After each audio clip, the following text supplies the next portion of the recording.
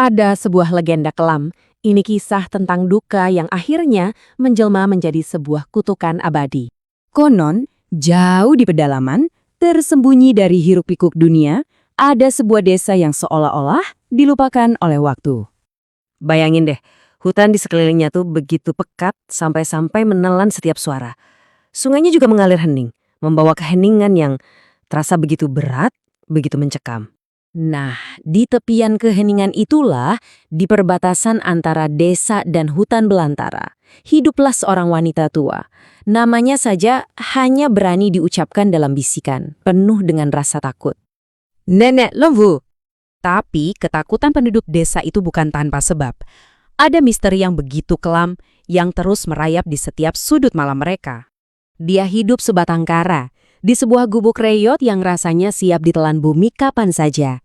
Rambut putihnya yang kusam jatuh begitu saja, membingkai wajah yang seolah dipahat oleh penderitaan. Tapi kalau kamu lihat matanya, di balik sorotnya yang redup itu tersimpan sebuah rahasia yang begitu kelam, begitu dalam. Penyihir, ya, cuma itu sebutan mereka untuknya. Sebuah vonis yang dijatuhkan dari balik pintu-pintu yang tertutup rapat dalam bisikan-bisikan yang penuh ketakutan. Tapi apa sih yang sebenarnya membuat mereka begitu yakin? Apa yang melahirkan ketakutan yang begitu mengakar di hati mereka semua? Semuanya, ya, semuanya berawal dari suara itu. Pada malam-malam tertentu, dari jantung hutan yang paling gelap, selalu terdengar sebuah ratapan yang begitu pilu, memanjang, seolah merobek keheningan malam dan menusuk langsung ke dalam jiwa siapapun yang mendengarnya.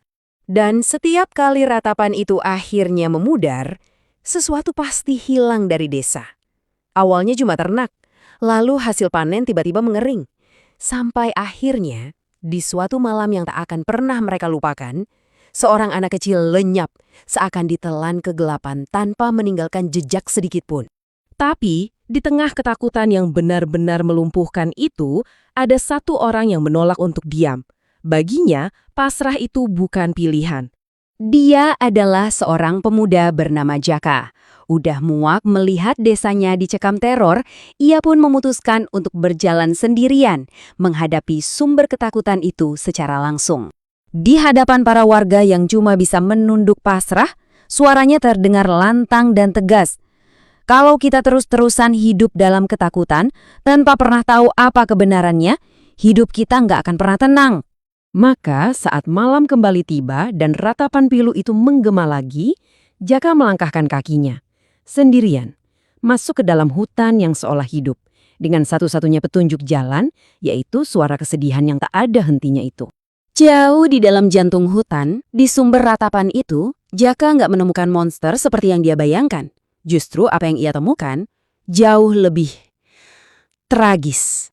Di sana, di bawah cahaya bulan yang menerobos sela-sela daun, ia melihat nenek Luhu. Terduduk di tanah, meratap. Sambil mendekap, bukan sesosok tubuh, tapi sebuah bayangan kosong yang bentuknya seperti anak kecil.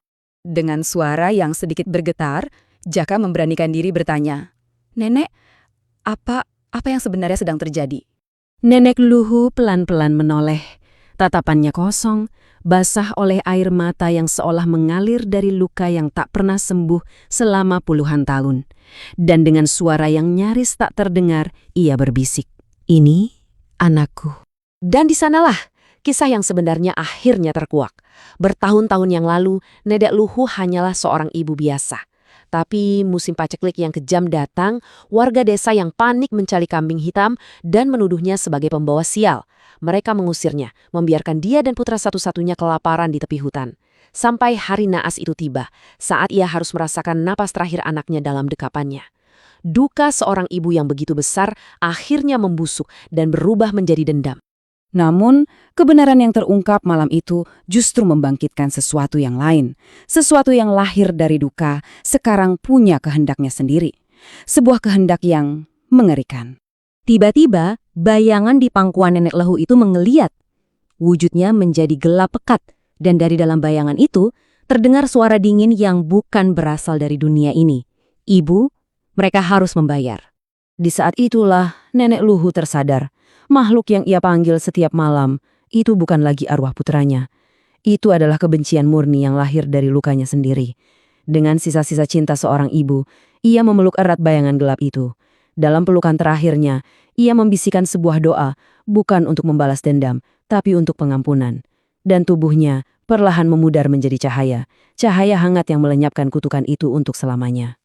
Saat fajar menyingsing, Jaka terbangun sendirian. Nenek Luhu dan gubuknya telah sirna. Desa itu memang kembali damai, tapi kedamaian itu dibangun di atas sebuah penyesalan yang begitu mendalam.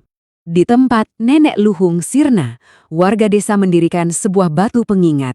Bukan untuk seorang penyihir, tapi untuk seorang ibu. Sebuah monumen untuk pelajaran abadi, bahwa luka yang kita abaikan bisa menjelma menjadi bencana. Dan kasih sayang yang dihianati bisa berubah menjadi sebuah kutukan.